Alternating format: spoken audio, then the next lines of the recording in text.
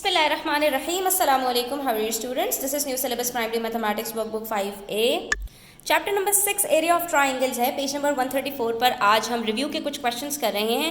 ये question number 4 का part B है, जिसमें आपके पास एक फिगर दी हुई है, जिसके अंदर आप देख सकते हैं कि डिवाइड हुई है 3 फिगर्स के अंदर, जिसमें एक ट्राइंगल है, उसके बाद एक रेक्टेंगल है, उसके बाद मजीद एक और ट्राइंगल है। 3 फिगर्स हैं, मिलकर एक कॉम्पोजिट फिगर बन रही है, जिसका हमें एरिया कैलकुलेट करना है। तो वीडियो को अंत तक जरूर देखिएगा। अच्छी लगे तो लाइक कॉमेंट शेयर कीजिएगा। चैनल सब्सक्राइब नहीं किया तो प्लीज़ सब्सक्राइब कर लीजिए।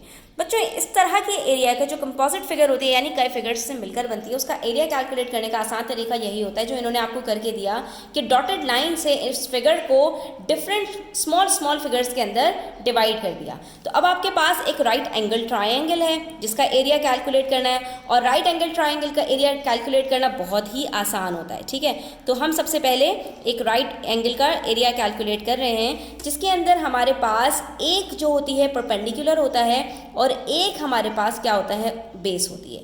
अब परपेंडिकुलर जो होता है हमारे पास, हमें पता है एरिया ऑफ ट्राइंगल क्या होता है, half multiply by base multiply by height.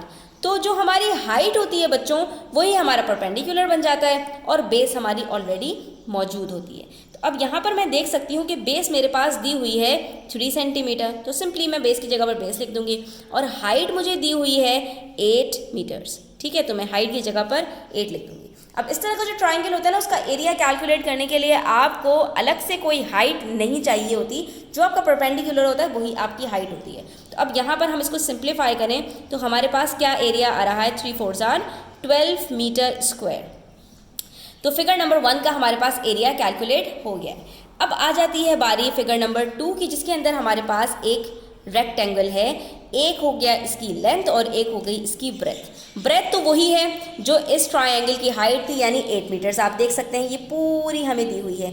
और लेंथ कितनी है इसकी बच्चों, तो लेंथ भी गिवन है 5 मीटर्स। तो हम सिंपली क्या करेंगे, नंबर 2 में एरिया ऑफ रेक्टेंगल कैलकुलेट कर लेंगे, that is length multiply by breath. तो लेंथ हमारे पास है 8, लेंथ को 8 ले लीजिए या ब्रेथ को 8 ले लीजिए, इससे कोई फ़र्क नहीं पड़ता, जिसको भी आप जो चाहे रख सकते हैं।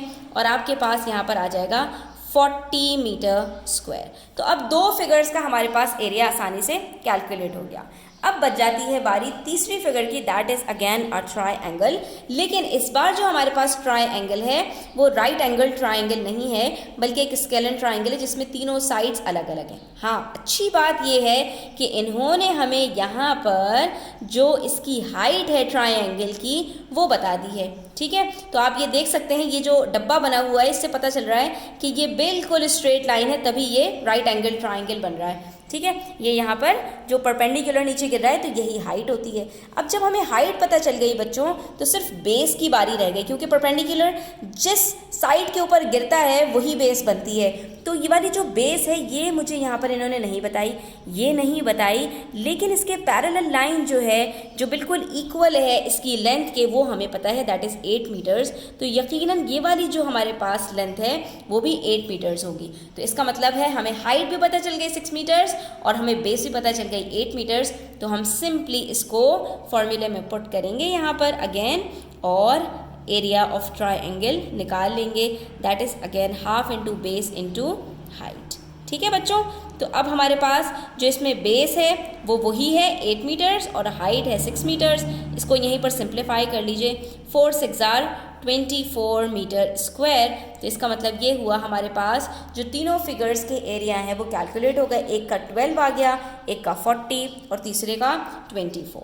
तो टोटल एरिया हम यहाँ पर ये कह सकते हैं कि 12 + 40 + 24। तो ये हमारे पास बन जाएगा 12 + 24 36, 36 + 40 76 मीटर स्क्वायर। इसका मतलब ये हुआ कि इस पूरी फिगर का जो एरिया है वो 76 मीटर स्क्वायर है। तो देखा बच्चों, आपने कितनी आसानी से हमने इसका एरिया कैलकुलेट कर लिया, सिंपल तरीके से, उन्हीं चीज़ों से जो हम पहले सीख चुके थे। ट्राइंगल का एरिया कैलकुलेट करना हमें आता था, रेक्टेंगल का एरिया हमें कैलकुलेट करना आता था। हमने तीनों फिगर्स का अलग अलग कैलकुलेट किया और तीनों को सम अप कर दिया, तो हमें टोटल एरिया पता चल गया। आज की वीडियो यहीं तक। Thanks for watching the video till the end. Take care. Allah हाफिज़।